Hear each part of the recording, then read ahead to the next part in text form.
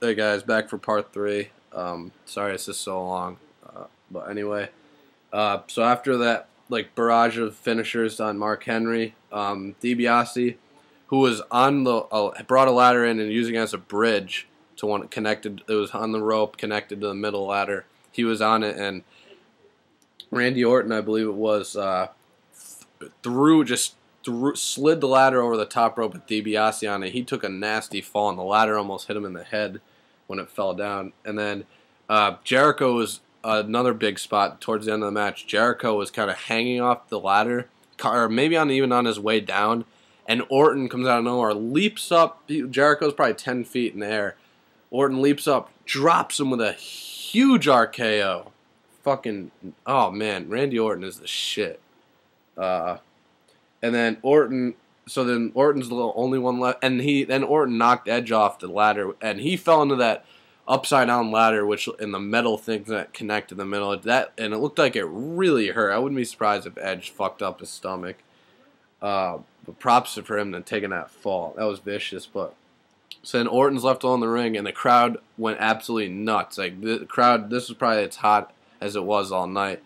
Orton was climbing the ladder. The crowd was going nuts and just so pumped, and I was freaking out because I wanted Orton to win. I picked him to win, and but then Orton gets to the top and he's touching the briefcase and looks like he's going to unhook it, but Miz comes in, knocks him down, and Miz climbs to the top, grabs the briefcase, and the Miz is your Raw Money in the Bank winner.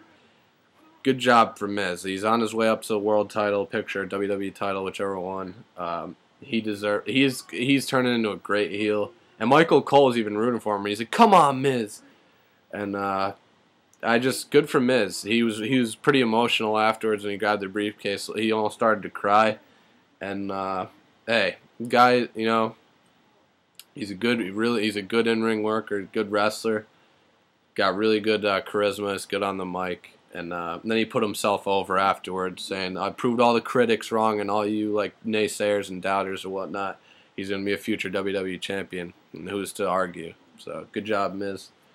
I gave that Money in the Bank. I gave that 3 stars too. I said I thought the Smackdown one was better, but I gave them both 3 stars just because I don't know. They both were long, like longer than I thought they'd be. And there are some good spots, a lot of good spots actually. So I just thought both Money in the Bank ladder matches were really, really, very, very solid, very good. So 3 stars for that. And then we go to the main event, which is the WWE title match in the steel cage. Which honestly, this should have just been a regular match because the steel cage was probably used like 2 or 3 times. That's, I mean, as a weapon. That's just, I mean, it's ridiculous. But there are a lot of "Let's Go Sheamus" chants for before the bell even rung, which is cool. And then some Cena suck chants broke out, which is great. Then they did the boo, yeah, like the punching when just Sheamus and Cena were punching, which is always funny. Superplex from Cena, big bulldog off the top rope by Cena. And then Cena hits the attitude adjustment, and Sheamus kicked out when I was freaking out because I thought that's how Cena was going to win it. And then the ending of the match, it was kind of confusing, actually. There's just so much going on. Nexus comes down to the ring with bolt cutter. Michael Tarver has bolt cutters, and one of the refs quickly takes him away, runs to the back like a little bitch. And then the other ref, Jack Dome, or Doan, whatever, they take it, they're cornering him, Nexus is, and like, "Give us the keys to the cage." And he's like, "Here, you want him?" And just throws him into the crowd, and then they're like, "What the hell did you do that for?" And meanwhile, Cena's climbing to the top as the referee Sheamus got knocked into the referee in the ring, Charles Robinson. He got sandwiched between the cage, so the referee was down. Sheamus got locked in the STF by Cena, and Sheamus was tapping. King's like, "I don't care what anyone says. Cena's the new champion. The match is over." Sheamus tapped out. Shut up, bitch. God damn. Suck Cena's dick a little more. So